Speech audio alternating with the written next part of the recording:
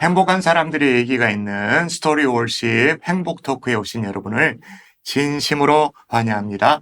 여러분의 해피메이커라고 자부하는 김종훈 목사입니다. 반갑습니다. 또 인사하시죠? 안녕하십니까. 송정호 목사입니다. 네, 행복 토크를 시청하고 계신 여러분, 제 목소리가 어떨지 모르겠습니다. 행복 토크를 거의 6개월 만에 제가 복귀를 하게 됐는데 오늘 함께 얘기 나눌 주인공을 모시도록 하겠습니다. 이번 봄 특새에 정말 오프닝을 처음 올화수를 정말 힘있게 열어주신 정미호 목사님 박수로 모시겠습니다. 반갑습니다. 반갑습니다. 안녕하세요. 일단 우리 시청자들에게 인사 좀 부탁드리겠습니다. 영상으로 만나 뵙게 돼서 너무 새롭고 신선하고 또 반갑습니다. 좋은 대화를 통해서 나눔이 있는 시간이 되기를 기대합니다. 예, 목사님, 제가 목사님과 거의 비슷하다고 저는 뭐랄까 동질의식을 늘 느끼는데 저도 담임 목회를 좀 일찍 시작한 편이지만 저보다 훨씬 더 일찍 목회를 시작한 젊은 나이에 시작한 한국교회 그 대표 케이스가 되어지는데 그 스토리부터 한번 풀어봐 주십시오. 예. 사실 저희 원로 목사님은 이제 60세에 은퇴를 하시고 60세 은퇴하셨네요. 60세 은퇴를 하시고 22년을 이제 담임 사역 하셨는데 선교사로 이제 필리핀 사역을 나가시고 네네. 근데 이제 은퇴하실 때 이제 교회와의 관계에 있어서 이제 후임 청빙에는 관여하지 않기로 하시고 그리고 이제 장로님들과 성도님들이 함께 이제 청빙을 한 두 분 정도를 두 차례 정도를 이제 청빙하는 과정 속에 계속 이게 어그러져서 그게 어그러지면 일이 안 되는데 목사님을 모시지 못한 기간이 1년 반이 지나면서 요즘 한국교회가 다 그래요. 한 번만에 청빙이 안 돼. 그래서 이렇게 교회 내부적으로 너무 큰 어려움이 생긴 거예요. 그렇죠. 그래서 한쪽 분을 좀 좋아했던 분들은 그 다음 분들이 오면 다 반대하는. 폐가 날려지죠. 교회가 거의 뭐 분열 직전까지 가게 되는. 그러다 보니까 이제 사실은 장로님들이 16분 계셨는데 12분이 다 장로님들끼리만 청빙위원을 하신 거예요.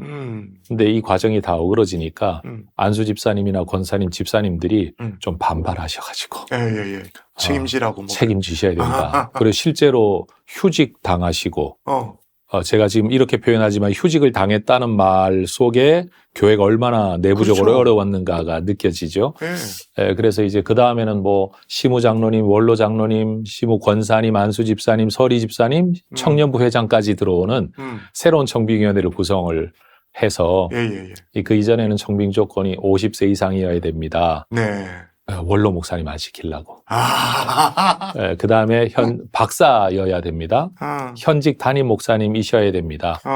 우리 교회는 그 정도 수준이 되시는 분이 오셔야 됩니다. 뭐 이제 이랬는데 계속 안 됐으니까 이제 그 다음 구성된 전 구성원이 모인 여기에서는 아무 조건 없이 지금 교회가 깨어지기 일보 직전인데 어떤 분이 오시면 우리 교회를 다시 이렇게 세울 수 있는지 아무 조건 없이 서로 추천합시다 했는데 예전에 제가 혜성교회에서 93년에서 96년 교육전도사 있었어요.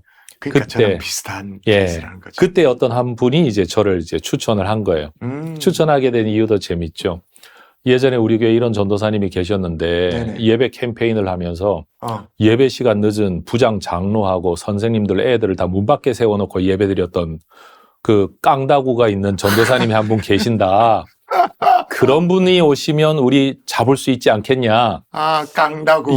그래서 오게 됐습니다. 그래서 저는 뭐 이력서를 내거나 청빙 설교를 한 것도 없이 그냥 저라는 사람을 놓고 공동의회 다 끝내고 그리고 나서 부탁을 오셔가지고 오게 되었는데 뭐 그때 미국에 있다가 한국 들어온 지 1년도 안 된 때라 섬기고 있는 교회 담임 목사님이 안 보낸다고 계속 그러셔서 몇 달 동안이나 또 이쪽 성도님들이 찾아오셔서 목사님께 계속 부탁드려서 이제 어쩔 수 없이 이제 오게 된 케이스입니다.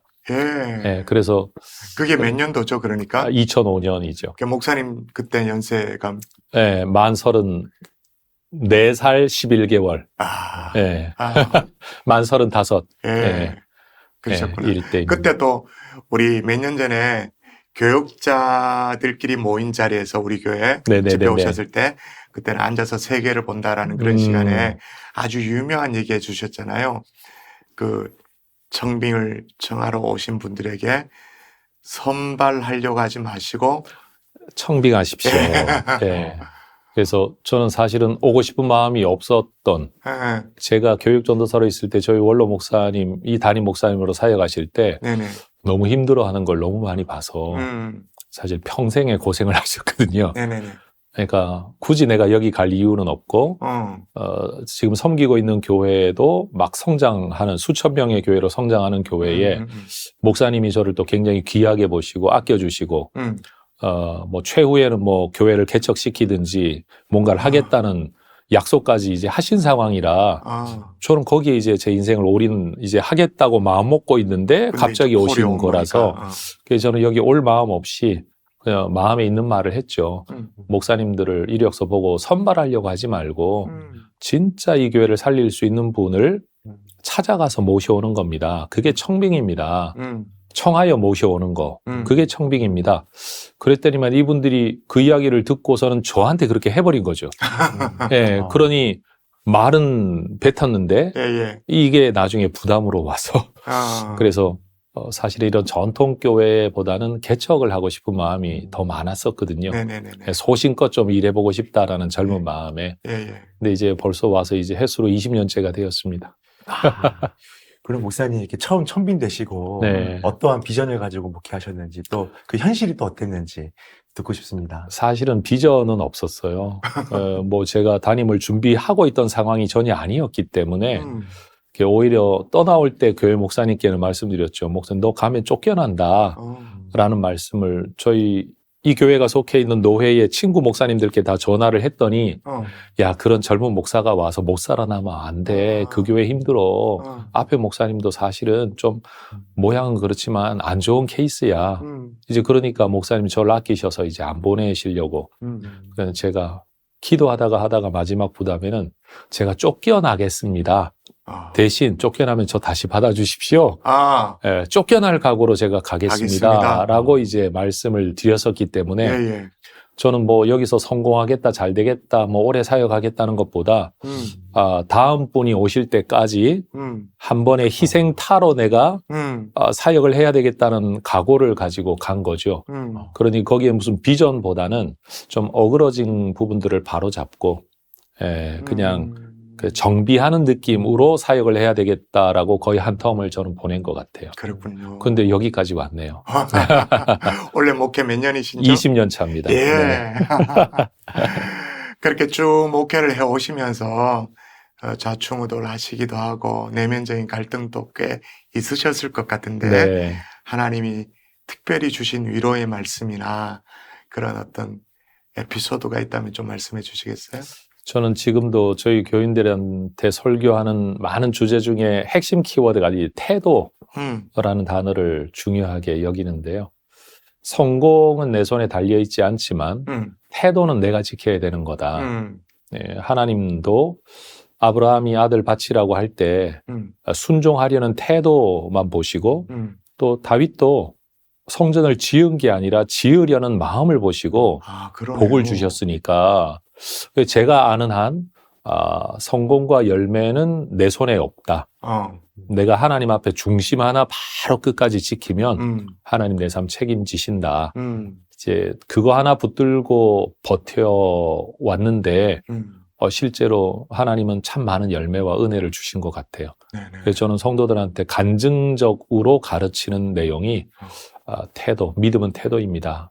라는 말을 자주 하고 사실 외부 집회를 나가더라도 그게 설교하려고 하는 설교가 아니라 제 간증으로서 이 주제를 꼭 많이 말하고 싶어요. 저는 믿음은 태도입니다. 라는 말. 그래서 저는 어떤 특별한 비전 아니면 사역에 대한 어떤 열망 그건 다 필요해서 나오는 거라고 생각하고 상황에서 나오는 거니까 해야 될 일은 하면 되는데 내가 끝까지 지켜야 될 건 바른 중심의 태도. 예, 그게 지금도 제가 제일 많이 씨름하는 주제입니다. 와, 진짜 공감이 되네요. 와, 그러면 해성교회로 약간 넘어가서 네네. 지금의 해성교회 자랑 좀 하신다면 지금은 어떤 교회라고 말씀? 우리 성도들의 표현을 빌고 오래되신 분들의 올해 저희 교회가 76년이니까 예, 오래되신 분들의 표현을 빌면 우리 혜성교회가 천지개벽을 했다라는 표현들을 참 많이 하세요. 저도 가보니까요. 예. 배울 점이 너무 많고 도전이 너무 많이 했는데 일단 그 전면에 벽을 가득 채운 LED가 와. 네. 저희가 지금 학교 땅에다가 이제 건평이 3,500평의 건물을 지어서 학교에 기부를 하고 지금 그러니까 오히려 그것 우리가 좀 이제 자체가 빌려 대단한 쓰고 거잖아요. 있는 형태인데 건물을 지어서 네. 기부를 하고 빌려 선다. 네. 그게 전통 교회가 네. 생각하지 않는 유지비도 우리가 다 책임지고 예. 근데 이런 일을 할 때 우리 장로님들과 성도들이 공감하고 함께 해줬다는 자체가 제가 볼 때 대단하죠. 너무너무 감사하죠. 그렇죠. 예. 예, 그 뭐 쫓겨나면 어떡합니까? 라고 말씀하시는 분들에게는 만약 하나님이 우리의 쫓겨나심을 허락하신다면 갈 길 열지 않으시겠습니까? 더 좋은 길 여실 겁니다라는 너무 두루뭉술하지만 사실은 제 안에 있는 진짜 확신. 예, 그래서 태도 지키는 거. 예, 그래서 하나님을 위해서 선한 마음 가지고 하면 된다. 이게 우리 성도들한테 점점 이제 공유가 되면서 예, 예. 성도들이 지금은 너무 아름답고 선해요. 옛날에는 사실 우리 부목사님들께 반말하셨던 어른들이셨는데 네네. 지금은 너무 존중하시고 그래서 저는 교회 분위기가 너무 행복하고 아름다워요. 와. 참 젠틀하고 네네. 그 태도라는 주제를 가지고 20년 사역을 하니까 우리 성도들이 거기에 맞게 함께 그 방향으로 가시는 거예요. 그 목사님 그 수년 내로 그 태도의 주제로 한 번 더 오셔야겠네요. 아, 야, 교회가 물론 땅은 빌렸지만 건물을 교회 돈 주고 짓고 네, 그걸 다 기부하고 네, 또 빌려서 세를 내가면서 네, 그렇게 하는데 그런 부분에 대해서 교회 리더십들이 동의하고 따라준다는 것은 정말 천지가 개벽한 교회 체질의 변화라고 네. 생각되네요. 그 처음에는 이끌려고 생각을 많이 했는데 네네. 리더십은 잘 이끄는 거다라는 생각을 참 많이 했었는데 나중에 보니까 리더십은 이끄는 힘이 리더십이 아니고 네네. 따라와 주는 사람들이 내게 부여하는 힘이 곧 리더십의 크기라는 걸 이제 깨닫게 되었어요. 목사님 어떻게 그런 걸 딱 정의를 어떻게 그렇게 잘하세요? 오늘 새벽에도 와 어떻게 저렇게 명료하게 딱 정의를 내주실까? 제가 보니까 어떻게 이렇게 공감을 잘해 주세요, 목사님. 와 리더십이 칭찬의 달인이십니다. 리더십이 내가 이끄는 힘이 아니라 나를 따르는 사람이 내게 부여하는 힘의 힘. 크기, 그게 리더십의 크기다라는 생각. 그래서 결국 제 리더십은 결국 성도들이 나한테 주는 힘 크기만큼이다. 그렇죠. 예, 결국 뭐 제가 오늘까지 있는 건 우리 성도들 때문이라는 거죠. 네. 너무 감사해요. 예, 목사님 아까 설교 말씀 중에 교육 중요하게 생각하신다고 말씀하셨는데 다음 세대 교육에 있어서 가장 중요한 점이 무엇일까요? 네, 뭐 저희 교회의 사역을 교육 중심이라고 많이들 말씀들을 하세요. 네네. 근데 사실 사람을 길러내는 자체가 교육이니까 또 대학원에서 전공이 교육이기도 했고 맞아요. 개인적으로 아주 이른 나이에 이제 20살 만 19세 때부터 한 교회 사역자로 사역을 하고 그것도 사실 저 서울에서 대구까지 오르내리면서 개척교회 담임 전도사인데 나이가 19살이었어요. 와. 네, 그러니 첫 사역지가. 네, 얼마나 어려웠겠어요. 신학교. 네. 대학교 1학년. 대학교 1학년 때. 네. 그래서 그 설교도 흉내 낼 수 있고 책을 잘 정리하면 가르침도 가능한데 네네. 사람을 이끈다는 건 그렇죠. 경험이나 모든 면에서 너무 부족하니까 이걸 어떻게 내가 해야 되나 갑자기 나이가 점핑할 수는 없는 거고 그래서 이제 들여다보게 된 책이 이제 상담에 대한 책이었어요. 사람을 이해해야 되겠다. 인생을 이해해야 되겠다. 사실 그게 이제 대학 2학년 때부터 총신에서 개설되는 모든 상담 과목을 다 듣게 되고 그게 인연이 되어서 대학원에서 교육 상담을 전공하면서 석사학위를 또 받게 되고 그게 또 인연이 되어 지금까지 20년 근 가까이 한국 성경적 상담학회 또 이사장 역할도 하고 있고 그런 어떤 사람에 대한 주제, 목회는 사람이니까요. 영혼도 사람이고 당연히 이제 교육과 이어졌는데 보니까 이제 교육은 지식을 전달하는 게 아니니까 결국 삶에 대한 문제이기 때문에 질문 주신 것에 대한 저의 대답이라고 한다면 가장 중요한 건 환경입니다. 사람은 환경 안에서 자라납니다. 그리고 환경을 구성하는 건 첫 번째는 가정을 우리가 만나고 출생하면서부터 두 번째가 이제 우리가 교회를 만나게 되고 세 번째가 학교를 우리가 만나게 되어서 거기에서부터 시작되다 보니까 가정사역, 그 다음 주일학교 사역, 거기에 부족함 느낀 게 대안학교인 거예요. 주중교육. 그래서 이제 이 세 가지를 아우르는 것이 일단 교회가 할 수 있는, 우리가 할 수 있는 일이다 생각을 해서 이 세 가지를 계속 붙들고 좀 씨름하고 있습니다. 저희들도 많이 배우도록 할게요. 아유, 뭐 이미 너무 잘하고 계셔가지고 저는 더 탁월하게 하실 것 같아요. 저희들은 좌충우돌하면서 지금까지 와서 오히려 더 목사님이 하신다면 우리가 배우러 오겠습니다. 기대가 됩니다. 네. 목사님 스토리 가운데 목사님 중학교 2학년 때 말이에요. 네네네. 1년 동안 신약 성경을 7번 읽은 네. 그 쉽지 않은 건데 그런 스토리가 있던데 어떤 배경인가요?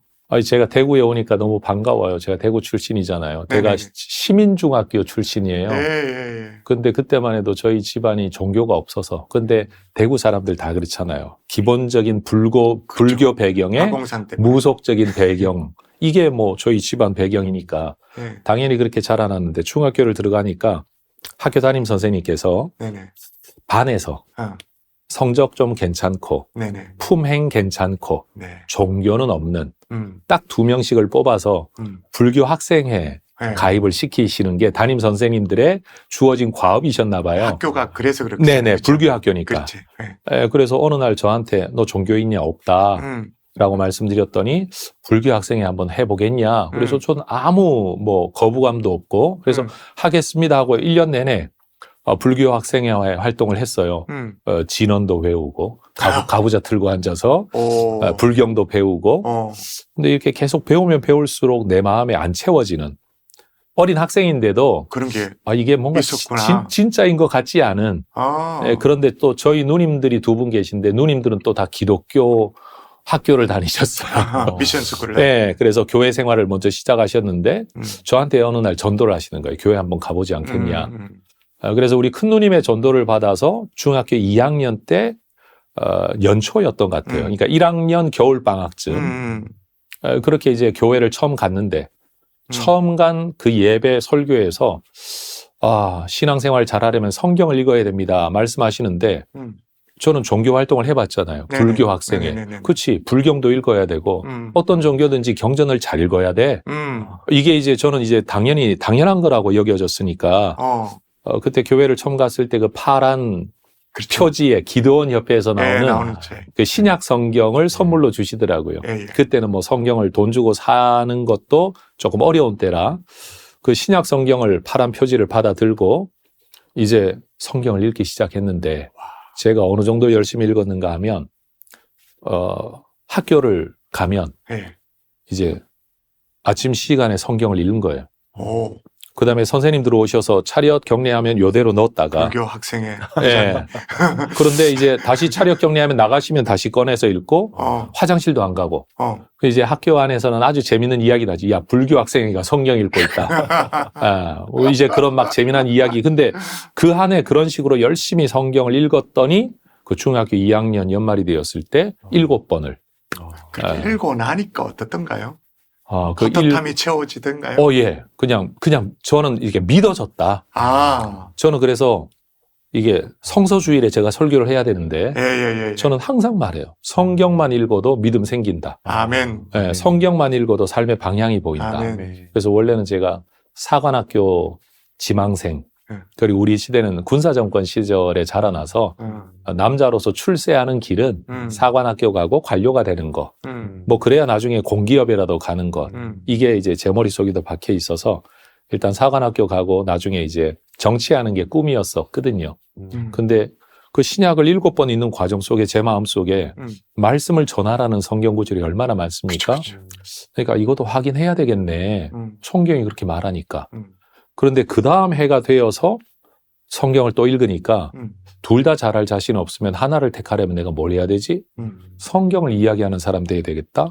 자연스럽게 자연스럽게 그냥 내가 목사가 돼야 되겠다는 어, 결심을 하게 되어서 어, 집안에 기독교인 뭐 어른이 전혀 없는 그 누님들만 다니고 계셨지만 어, 없는 상태에서도 혼자서 뭐 그냥 목사 되겠다는 꿈을 꾸기 시작한 거예요. 어. 그래서 이제 고등학교 진학을 했을 때는 마침 또 기독교 학교 경원고등학교였는데 생활기록부 지금도 보면 장래희망 목사 3년 내내 또 그렇게 돼요. 그래서 바로 이제 신학교를 가셨네요. 그래서 이제 일반 대학을 가냐 어, 이제 신학대학을 바로 가냐 어, 또 이걸 가지고 또 고민을 많이 했었죠. 예, 예, 근데 예. 결국은 어, 어차피 해야 될 거 어. 오래 공부하고 많이 공부하는 게 좋겠다. 음. 그래서 또 총신대학 신학과를 또 입학하게 됐죠.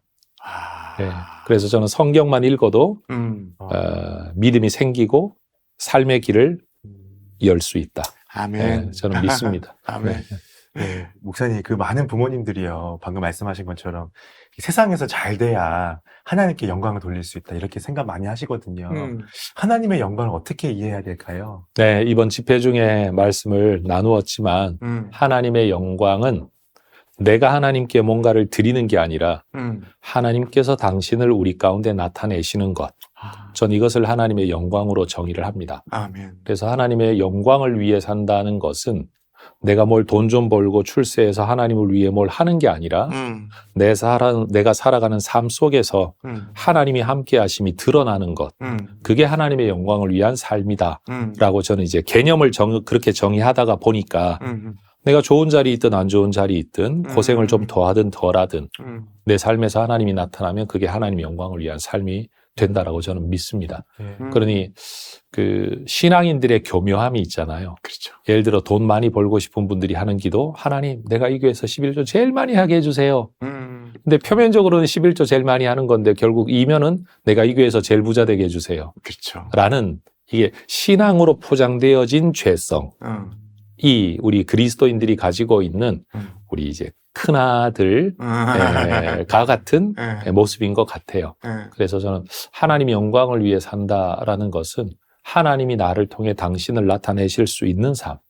그러면 직업의 자유도 있고 어떤 모든 선택의 자유가 있죠. 오로지 주님과 동행하는 삶이 돼야 되는 거죠. 저는 그래서 어떤 설교를 통해서도 설교를 잘해서 하나님께 영광이 되는 게 아니라 내 설교를 통해 하나님의 존재, 성품, 의지, 능력 이런 것들이 드러나게 된다면 그게 바로 내가 하나님의 영광을 위해 사는 거다. 아멘. 그렇게 믿습니다. 와. 네.